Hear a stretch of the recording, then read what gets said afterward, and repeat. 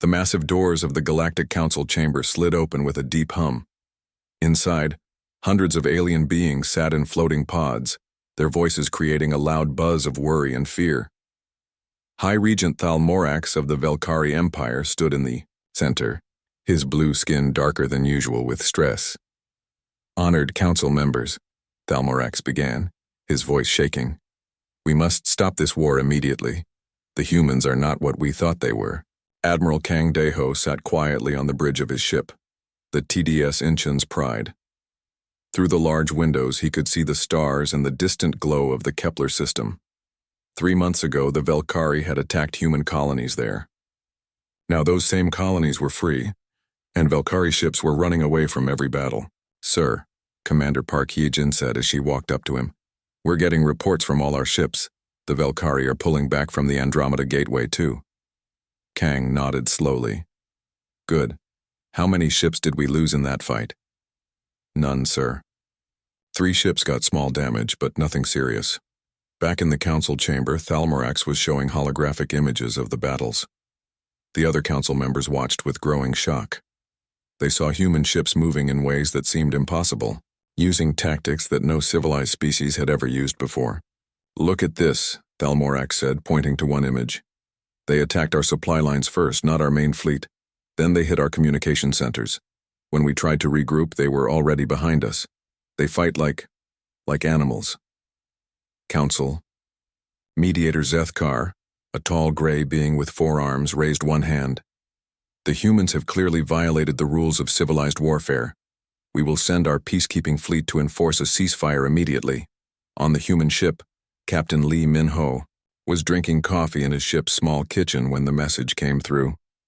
His ship, Soul's Vengeance, was much smaller than Admiral Kang's flagship, but it had still destroyed 6 Velkari cruisers in the last week. "Captain," his communication officer called out, "we're getting an official message from the Galactic Council. They want all human forces to stop fighting immediately." Lee almost laughed. "Stop fighting? We just got started." He pressed a button on his coffee cup. "Send word to all ships. Tell them to stand down and wait for orders from Admiral Kang." The message spread quickly through the human fleet. On dozens of ships, human soldiers and officers looked at each other with confused smiles. Captain Nam Tae-hyun, commanding a small destroyer, shook his head as he read the order. "Stand down?" he said to his crew. "But we haven't even used the big guns yet." His weapons officer, a young woman named Kim Soo-jin, nodded. "Sir, we've been fighting with training weapons this whole time. The Velkari ships can't even hurt us." Admiral Kang received the council's message while he was eating lunch. He read it twice, then called his senior staff to the meeting room. When they were all there, he read the message out loud. "By order of the Galactic Council, all human military forces must cease hostile actions immediately. A peacekeeping fleet is being sent to make sure both sides follow this order." Commander Park raised her hand. "Sir, what about the colonies the Velkari attacked? Some of them are still under enemy control. The council says we've won enough battles. They think we're being too aggressive." Kang smiled, but it wasn't a happy smile. "They want us to stop before we hurt the Velkari too much." Lieutenant Oh Min-soo, the ship's youngest officer, looked confused. "But sir, we were just defending ourselves. The Velkari attacked our people first." "I know," Kang said. "But apparently the way we defend ourselves scares them." 3 days later, the Council's peacekeeping fleet arrived. It was huge by galactic standards, 50 ships, each one carrying advanced weapons and shields. Mediator Zethkar's ship was the largest, almost as big as Admiral Kang's flagship. Zethkar sent a message to all human ships. "This is Mediator Zethkar of the Galactic Council. You will power down your weapons and prepare for inspection. Any resistance will be met with force." On the Inchen's Pride, the bridge crew looked at their screens with interest. The alien ships were impressive, but they were still much smaller than most human vessels. "Sir," Park said quietly, "should we tell them about the real fleet?" Kang shook his head. "No. Let them think we're the main force. It's probably better that way." He opened a communication channel to Zethkar's ship. "This is Admiral Kang of the Terran Defense Force. We accept the Council's ceasefire order. However, I need to make some calls to my superiors on Earth. You have 1 hour. Zethkar replied. Then we begin the peace process. Kang nodded to his communication officer. Open a secure channel to Earth. Priority 1. Tell them we need to talk to Fleet Command. As the connection was made, Captain Lee was listening to radio chatter between human ships. The conversation was strange, full of phrases that made no sense to anyone listening. Soul's vengeance to all ships, Lee said. Looks like we're standing. Down the Peacekeepers. Copy that, Soul, came the reply from another ship. Time to wake up the real military. Roger. Hope they're not too upset about being disturbed. Zethkar's ship intercepted these messages, but his translators couldn't make sense of them. Real military? He asked his aide. What do they mean? We just fought their military. His aide, a small purple creature, looked at the data. Perhaps it's just soldier talk, sir. Humans seem to use strange phrases.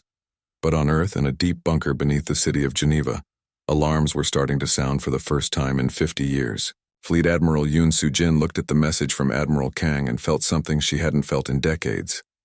Anger. They want us to cease fire? She said to her assistant. We haven't even started firing yet. She pressed a red button on her desk, and across the solar system, machines that had been sleeping for half a century began to wake up. The real war was about to begin, but the galaxy didn't know it yet. Back in space, Admiral Kang smiled as he waited for orders from Earth. The Galactic Council thought they had just stopped a war. Instead, they were about to learn what a real war looked like. Deep beneath the Earth's surface, in a room that hadn't been used for decades, Fleet Admiral Yoon Soo-jin stood before the largest holographic display in human space. The room was called the War Room, and it had been built after humanity's last great civil war 50 years ago. Since then, it had collected dust. Now every screen was alive with information. Star maps showed human colonies across hundreds of worlds.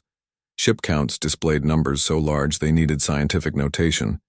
Yoon had seen these numbers before, but she had hoped never to use them. Ma'am, her aide said quietly, we're getting confirmation from all sectors. The orders have been sent. Yoon nodded. With the press of a few buttons, she had just activated the largest military force the galaxy had ever seen. The problem was the galaxy didn't know it existed. On Mars, in the massive shipyards above Olympus City, General Kim Jae-sung watched as lights began turning on in buildings that had been dark for years. These weren't the small facilities that built the Terran Defense Force ships. These were the factories that had built the warships humanity used to fight itself. Sir, his assistant called out, we're getting responses from the reserve fleets. They want to know if this is a drill. Kim laughed, but it wasn't a happy sound. Tell them it's not a drill. Tell them someone just declared war on humanity and we're about to show them what that means. Across human space, millions of people received messages they had hoped never to see. Dr. Choi Yoon-ji was teaching physics at New Seoul University when her personal communicator buzzed. The message was short. Report to Weapons Research Division immediately. Authorization Omega. She hadn't seen an Omega authorization in 30 years. It meant one thing: total war. Within hours, she was standing in a laboratory that looked like something from a nightmare. Weapons that could crack planets sat on tables next to devices that could make stars go out. These weren't theories anymore. They were about to become reality. Doctor, her assistant said, his voice shaking, are we really going to build these things? Choi looked at the designs for quantum torpedoes, reality displacement cannons, and worse things that had no names. Someone thought it was a good idea to threaten humanity, she said quietly. Let's show them why that was a mistake. Captain Nam Tae-hyun was still aboard his destroyer when the new orders came through. He read them 3 times before he believed them. Then he called his crew to the meeting room. I just got word from Earth, he said. We're being reinforced. His weapons officer, Kim Soo-jin, looked confused. Reinforced? Sir, we already won every battle. Nam smiled. The real fleet is coming. Our ships are being transferred to the Terran Defense Force Reserve. We're going to be the small ships now. The crew looked at each other with expressions of worry and excitement. They had thought their destroyer was a powerful warship. Now they were learning it was barely a patrol boat. On Jupiter's moon Europa, in shipyards hidden beneath miles of ice, Captain Ryu Dongmin watched as the first real warship began moving toward the surface. The ship was so large that it had its own gravity field. Its name was painted on the side in letters a kilometer tall. New Seoul. "Sir," his communication officer said, "the ship is asking for departure clearance." Ryu looked at the massive vessel and shook his head. "Tell them they have clearance, and tell them to try not to break anything on the way out." The ship that emerged from Europa's ice wasn't alone. Behind it came dozens of others, each one larger than anything the Galactic Council had ever built. These were humanity's real warships, the ones built for fighting other humans. Meanwhile, in a peaceful farming colony on Kepler 4 2b, former Marine Sergeant An Chang-ho was feeding his chickens when his old military communicator started beeping. He hadn't heard that sound in 20 years. The message was simple. "All former military personnel report for immediate active duty. This is not a drill." An looked at his chickens, then at his peaceful farm, then at the communicator. With a sigh, he put down the feed bucket and went to find his old uniform. Across human space, the same scene was playing out millions of times. Teachers, farmers, shop owners, and artists were all getting the same message. The Terran war machine was waking up, and it was hungry. Back in the council chambers, mediator Zethkar was reading reports from his peacekeeping fleet. Everything seemed normal. The humans had stopped fighting just as ordered. "Sir," his aide said, "we're detecting some unusual activity in human space. Lots of ships moving around." Zethkar waved a hand dismissively. "Probably just regrouping. After the ceasefire. These humans seem to like moving their ships around." He didn't know that his sensors couldn't even detect most of the human fleet movements. The technology gap was too large. On Earth, Ambassador Bae So-young was preparing for another meeting with the Galactic Council. She had been humanity's representative for 10 years, and she was good at her job. Today, her job was to keep the aliens calm, while the real military prepared for war. "Ma'am," her secretary said, "the Council wants to know about the increased activity they're detecting in human space." Bae smiled. It was the kind of smile that made smart people nervous. "Tell them we're just cleaning up after the battle. Nothing to worry about." She wasn't lying exactly. Humanity was cleaning up. They were cleaning up their entire military and getting ready to use it. Dr. Lim Ha-jin was working in his laboratory on Titan when the orders came through. He was a peaceful man who had spent his life making things that helped people. Now he was being asked to make things that would terrify entire civilizations. "Sir," his assistant said, "they want us to prepare the planet crackers for deployment." Lim looked at the designs for weapons that could split worlds in half. "I had hoped we would never need to build these things." "Should we refuse, sir?" Lim thought about the human colonies the Velkari had attacked, about the families that had died. "No," he said quietly. "Build them, but pray we never have to use them."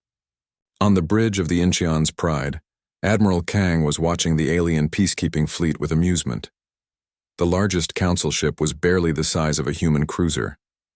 He wondered what they would think when they saw a real human dreadnought. "Sir," Commander Park said, "we're getting reports from Earth. The mobilization is complete." Kang nodded. "How long until the first battle groups arrive?" 72 hours, sir. The advance fleet will be here first." Kang looked out at the stars and thought about what was coming. The galaxy had asked humanity to stop fighting. They were about to learn what happened when humanity really started. The first sign that something was wrong came from the edge of the solar system. Long-range sensors belonging to the Galactic Council's peacekeeping fleet started picking up massive energy signatures moving through hyperspace. At first, Mediator, Zethkar thought it was a sensor error. "Check the readings again," he told his sensor operator. "Those numbers can't be right." The operator, a nervous creature with 6 eyes, looked at the display again. "Sir, I've checked 3 times. There are hundreds of large objects coming out of hyperspace. They're huge." Zethkar frowned. The largest human ships they had seen were maybe half the size of his peacekeeping vessels. These readings showed objects 10 times larger. Then the first human ship appeared. The TDS new soul emerged from hyperspace like a mountain of metal and light. It was so large that it had its own gravity field, pulling space debris toward it. The ship's main hull was longer than some space stations, and its weapon batteries stretched for kilometers along its sides. Admiral Hong Sung-woo stood on the bridge of the new Soul, looking out at the tiny alien fleet. His ship alone carried more firepower than most planets had ever seen. Behind him, hundreds of other ships were emerging from hyperspace. "Sir," his communication officer said, "the aliens are trying to contact us. They sound worried." Hong smiled. "Put them through." "Zethkar's," voice came through the speakers, high and nervous. "Unknown human vessel. You are entering a peacekeeping zone. Please identify yourself and your intentions." "This is Admiral Hong Sung-woo of the 1st Terran War Fleet," Hong replied calmly. "We're here to discuss the ceasefire." On his ship, Zethkar was staring at the display in shock. The human vessel was so large his sensors couldn't measure all of it at once. "War Fleet? But we already made peace with your military forces." "No," Hong said, his voice still calm. "You made peace with our Galactic Peacekeeping Division. I represent the actual Terran military." The words hit the alien mediator like a physical blow. Peacekeeping Division. The forces that had defeated the mighty Velkari Empire were just peacekeepers. Commander Shin Yuri was leading a squadron of human fighters toward the neutral zone when she received new orders. Her squadron was supposed to demonstrate human military capability to the Galactic Council. The demonstration was meant to be gentle. "All fighters, this is Angel Leader," she said into her radio. "We're going to run a training exercise for our guests. Remember, this is supposed to be a small demonstration." Her fighters were sleek and deadly, each one powered by a fusion reactor that produced more energy than most alien battleships. They moved through space like living things, twisting and turning in ways that seemed to ignore physics. "Angel Leader, this is Angel 5, came a voice over the radio. "Are we supposed to be holding back this much? My ship keeps asking if I want to activate the real weapons." Shin smiled. Her fighter's main weapon was currently set to its lowest power setting. Even so, it could destroy most alien cruisers with a single shot. "Keep it on training mode, Angel 5. We don't want to scare them too much." The demonstration began with what humans considered basic fighter maneuvers. The alien observers watched in growing horror as human fighters moved at speeds that should have been impossible, performing turns that should have liquefied their pilots. Then Shin's squadron engaged their target practice mode. The targets were 3 small asteroids that had been selected for the demonstration. They were uninhabited chunks of rock, each about the size of a small moon. The alien observers expected to see some impressive weapons fire. Instead, they watched 3 moons simply disappear. "Angel Leader to control," Shin reported calmly. "Targets destroyed, no debris remaining." On the Council observer ship, silence filled the bridge. The weapons they had just witnessed were beyond their understanding. The energy readings didn't make sense. Nothing could simply erase matter like that. "Sir," whispered the sensor operator. "Those were supposed to be training weapons." Captain Ryu Dong-min was monitoring alien communications from his position on the edge of the system. What he was hearing made him smile, but it wasn't a happy smile. The aliens were panicking. "All Council vessels, this is emergency command," came a transmission. "We need immediate analysis of human military capabilities. Previous estimates appear to be completely wrong." Another voice, shaking with fear. "Command, our best sensors can't even identify half the weapons on these ships. They're using technology we don't understand." Ryu opened a channel to Admiral Hong. "Sir, the aliens are trying to figure out what we're capable of. Should I help them?" "No," Hong replied. "Let them guess. It's probably better if they don't know the truth." The truth was terrifying. Every human ship in the system was operating at minimal power. Their weapons were set to training modes. Their shields were barely active. And they were still more powerful than anything the galaxy had ever seen. On the Galactic Council's main observation vessel, Counselor Vrexthul was trying to make sense of the readings his instruments were giving him. The numbers didn't fit any known models of warfare or technology. "Counselor," his aide said quietly, Our analysis computers have finished their assessment of human military capability.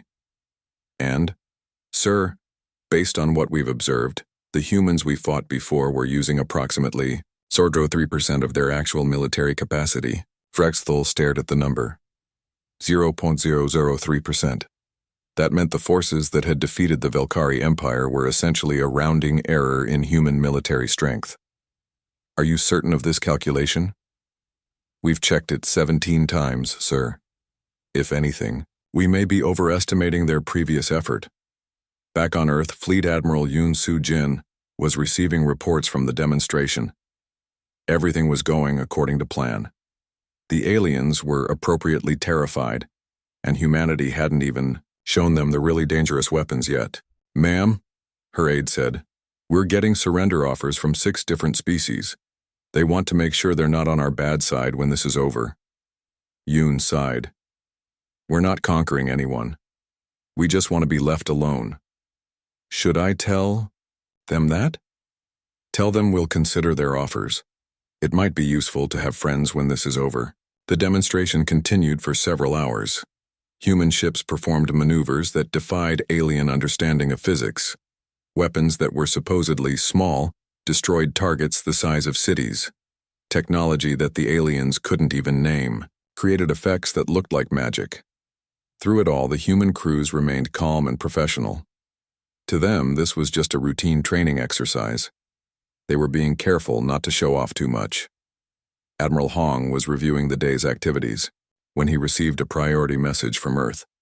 He read it twice, then called his senior staff to the meeting room. I've just received new orders from Fleet Command, he said. We're to prepare for a full demonstration of human military doctrine. His weapons officer, Commander Lee Da-young, looked worried. Sir, are you sure that's wise? The aliens are all ready. Terrified, Hong looked out at the small alien fleet, so tiny compared to his massive warships. Earth thinks they need to understand what they're dealing with. We're going to show them what a real human battle looks like. He paused, then added quietly, God help them all. The galaxy was about to learn that what they had witnessed so far wasn't even a warm-up. The real demonstration of human military power was about to begin, and nobody was prepared for what that would look like. The emergency session of the Galactic Council was unlike anything in the organization's 1,000-year history. Representatives from over 3,000 species filled the great chamber, their voices creating a noise like a storm. Fear hung in the air like smoke. High Chancellor Mordeth, the oldest member of the council, called for order with his ancient staff. His voice, usually calm and wise, shook as he spoke. Fellow beings, he began, we face a situation that challenges everything we thought we knew about warfare, about civilization, and about our place in the universe. In the center of the chamber, a holographic display showed the human fleet. Even on the reduced scale, the ships looked impossibly large. The display couldn't show their true size because the numbers were too big for most species to understand. Ambassador Zhang Haiwan sat quietly in the human section, watching the chaos. Around her, she had been Earth's representative to the Council for 15 years. She had always been polite, reasonable, and diplomatic. Today, she was about to tell the galaxy something that would change everything. The floor recognizes the human ambassador, Chancellor Mordeth said, his voice barely steady. Zhang stood and walked to the center of the chamber. Around her, thousands of alien eyes watched with fear and curiosity. She activated a new holographic display, one that showed numbers and statistics. Honored council members, she began, her voice clear and calm. I want to address the confusion about human military capabilities. The first number appeared in the air above her, 2,147,000. This is the number of active military vessels in the Terran Defense Force, she said. Gasps echoed through the chamber. Most species had fewer than 1,000 ships in their entire fleet. The next number was larger, 45,000. This is the number of reserve vessels currently in storage across human space. Several aliens fainted. The translation computers of 6 species stopped working, unable to process numbers so large. I should explain, Zhang continued, that the forces you encountered in your conflict with us were drawn from our Galactic Peacekeeping Division. This division consists of 847 ships and 12,000 personnel. She paused, letting the math sink in.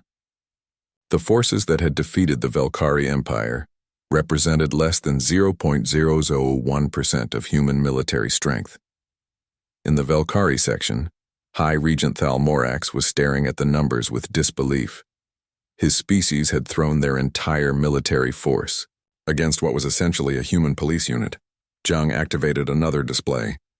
Perhaps it would help to explain how humans understand warfare. The new display showed images of Earth's history, battles between humans, wars that had lasted decades, conflicts that had consumed entire continents. Humans have been fighting wars for our entire recorded history, Zhang explained. We have fought each other with stones, with steel, with fire, and with the power of atoms. We have never known a time of true peace. The images changed to show humanity's expansion into space. More wars, larger battles, conflicts that spanned solar systems. When we reached the stars, we brought our wars with us. We fought over worlds, over resources, over ideas. Our greatest military technologies were developed for fighting other humans. General An Chang-ho stepped forward to join Zhang at the center of the chamber. He was wearing his dress uniform, and his chest was covered with medals from wars the aliens had never heard of.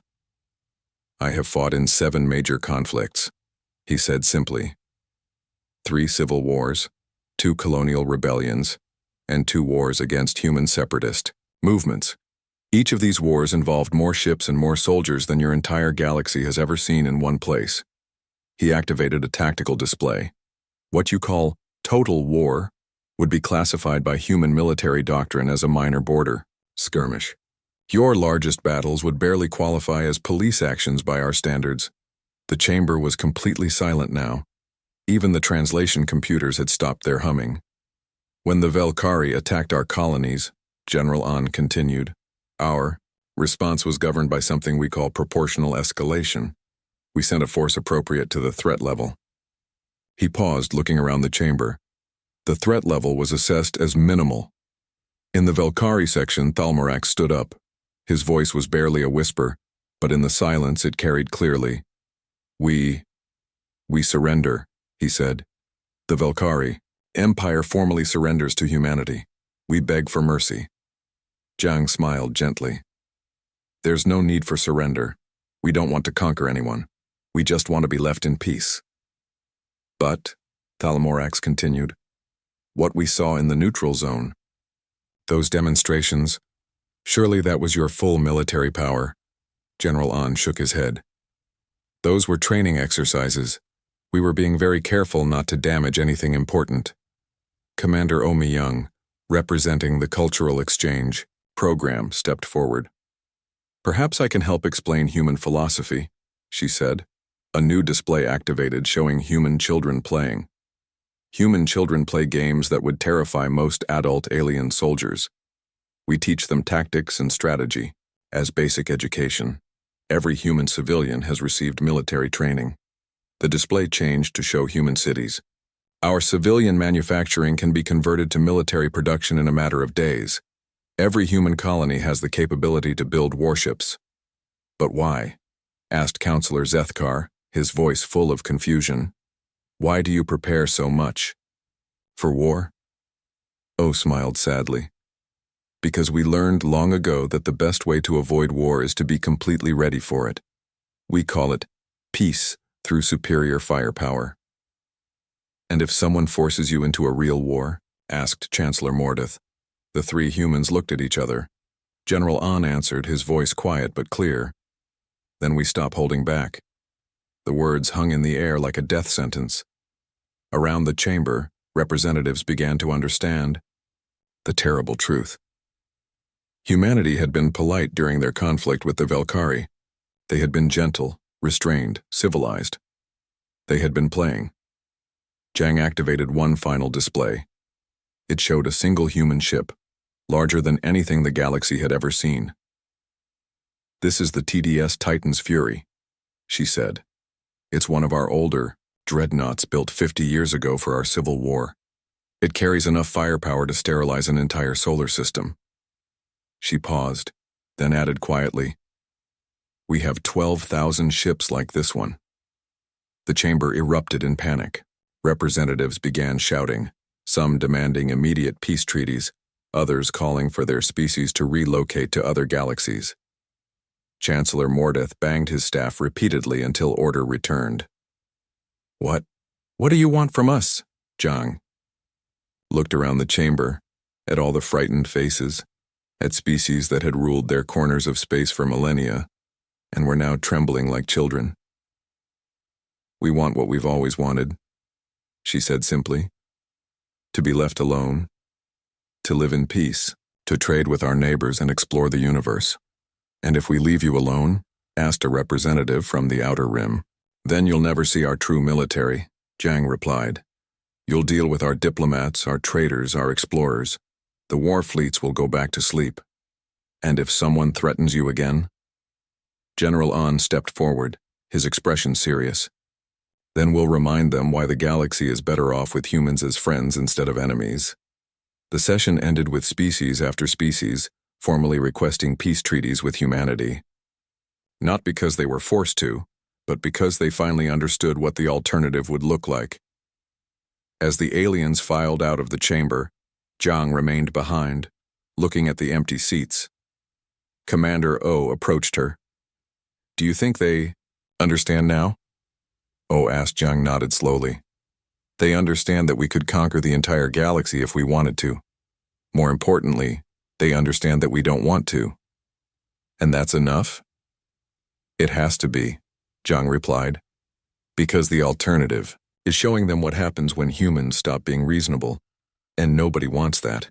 6 months after the Great Revelation, the galaxy had become a very different place. Admiral Song Joon-ki stood on the observation deck of the TDS Soul's Hope, watching as his ship approached the Antares system. 3 weeks ago, 2 major species had been locked in a bitter war over mining rights. Then word spread that humans were coming to mediate. Both fleets had withdrawn before Song's ship even arrived. "Sir," his communication officer reported, "both the Krelin Republic and the Thys Federation are requesting permission to board. They want to sign the peace treaty as soon as possible." Song smiled.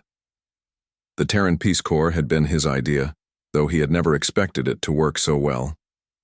Take soldiers who were overqualified for any galactic conflict, put them on ships that could destroy planets, and send them to mediate disputes. Most conflicts ended before the humans even arrived. "Tell them we'll be happy to host the signing ceremony," Song replied, "and remind them that we're here as neutral mediators." The irony wasn't lost on him.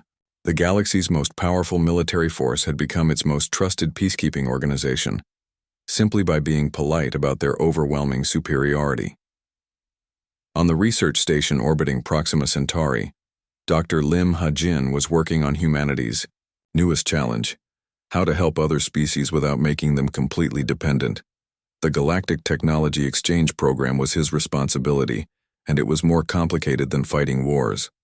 "Doctor," his assistant Kim Young-ho said, as he entered the laboratory, "the Andromedan Republic is asking if we can share our shield technology. They're having trouble with space pirates." Lim looked at the request on his screen. The Andromedans were good people who had never bothered anyone. Their current shields were about as effective as paper against modern weapons. Give them the Mark 7 deflector arrays, he decided. Those are only 100 years old, but they'll stop anything the pirates are using. Kim looked surprised. "Sir, isn't that still too advanced? The Mark 7 shields are stronger than most species' main weapons." "Exactly," Lim replied. "We want to help them, not just give them something that barely works. Besides, the Mark 7 is ancient technology by our standards." The technology exchange had become a careful balance. Share enough to help, but not so much that other species could challenge human dominance. It was like giving children toys, useful toys, but nothing that could hurt them or others. Captain Wu Jin-A was having the time of her life. As commander of the first joint human-alien exploration fleet, she was traveling beyond the galaxy's edge, charting new worlds and meeting new species. It was everything she had dreamed of when she joined the space service. Captain, her alien navigator, a friendly creature named Vixtar from the Rigel system, called out, We're detecting a large fleet ahead. Unknown configuration. Wu looked at the tactical display. 50 unknown ships heavily armed moving in formation toward inhabited space. In the old days, this might have been a serious problem. Are they responding to our communication attempts? She asked. No, Captain. They appear to be...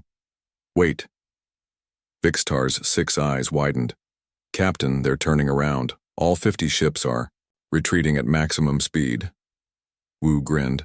I bet they got a look at our ship's registry and decided they had somewhere else to be. Her ship, the TDS Harmony, was technically an exploration vessel. It was also larger than most species' entire fleets and carried enough firepower to conquer small star systems. The unknown species had taken one look and decided that exploring in a different direction might be healthier. Should we pursue them, Captain? Asked Lieutenant Park Soo-min, the ship's tactical officer. No, Wu replied. Send a general broadcast. On their frequency. Tell them we're explorers, not conquerors. If they want to talk, they're welcome. If not, we'll leave them alone. It was the standard human approach now. Be friendly, be helpful, but make it very clear that being unfriendly would be a serious mistake. Back on Earth, Ambassador Yang Yun-suk was preparing for the most important speech of her career. The Galactic Council had invited her to address the first annual peace conference, where over 4,000 species would gather to celebrate 6 months without a major war. It was the longest peace the galaxy had known in recorded history. Ma'am, her aide said, the council is ready for your address. Yang nodded and walked onto the stage. The audience was enormous. Thousands of beings from across the galaxy, all looking at her with expressions that mixed respect, gratitude, and just a little bit of fear. Fellow beings, she began. 6 months ago, we faced a crisis that could have torn our galaxy apart. Instead, we found a solution that has brought us closer together than ever before. The audience applauded, a sound like thunder made of 1,000 different voices. Today I want to talk about the future, Yang continued. About what we can build together, and about humanity's place in that future. She activated a holographic display showing the galaxy. Points of light marked human colonies, alien worlds, and the new joint exploration missions that were pushing into unknown space. Some of you have asked whether humanity plans to rule the galaxy, she said. The answer is simple. No, we don't want to rule anyone. We want to explore, to learn, to trade, and to be good neighbors. The display changed to show the various conflicts that had been prevented or quickly resolved since the formation of the Terran Peace Corps. But we also want to make sure that the peace we've built together stays strong. So let me be very clear about humanity's position in this galaxy. Yang's voice became serious, carrying the weight of absolute authority. We are pleased to be part of this galactic community. We enjoy trading with our neighbors, learning from different cultures, and working together on exploration and scientific advancement. We hope this cooperation will continue for thousands of years. She paused, looking out at the sea of alien faces. However, humanity also wants to make one thing perfectly clear. We are reasonable people, and we prefer reasonable solutions to our problems. We believe in negotiation, in compromise, in finding ways for everyone to prosper together. Another pause. The chamber was completely silent. But if someone forces us to be unreasonable, if someone threatens our people or our friends, if someone decides that warfare is better than peace... Yang's smile never wavered, but her eyes became cold as space. Well, they'll discover that. We haven't even started yet. The words hung in the air like a promise and a warning combined. Around the chamber, representatives nodded in understanding. They had all seen the demonstrations. They knew what humanity was capable of when they were being careful and restrained. None of them wanted to see what humanity looked like when they stopped being careful. In closing, Yang said, her voice returning to its warm, diplomatic tone, I want to thank all of you for helping to build this new era of galactic peace. Together we can explore wonders beyond our imagination, solve problems that no single species could handle alone, and create a civilization that spans the stars. She smiled broadly. All we have to do is remember that the strongest weapon in the galaxy is friendship, and the best victory is the one where everybody wins. The applause was thunderous and lasted for several minutes. As Yang left the stage, she knew that her message had been received and understood. The galaxy was at peace, and it would stay that way. Not because humanity forced that peace on anyone, but because everyone understood that the alternative would be far worse. Later that night, as Yang looked up at the stars from her balcony on the space station, she thought about how much things had changed. 6 months ago, the galaxy had been full of wars and conflicts. Now species that had been enemies for centuries were working together on joint projects, all because humanity had shown them what real warfare looked like, and then promised never to use it unless they absolutely had to. It wasn't the peace anyone had expected, but it was the peace everyone wanted to keep. And as long as humanity remained reasonable, nobody would ever have to see what they could do when they stopped being polite. The galaxy had learned its lesson. It was much better to have humans as friends than to discover what they were like as enemies. And that, Yang reflected, was probably the most important lesson the universe had ever learned.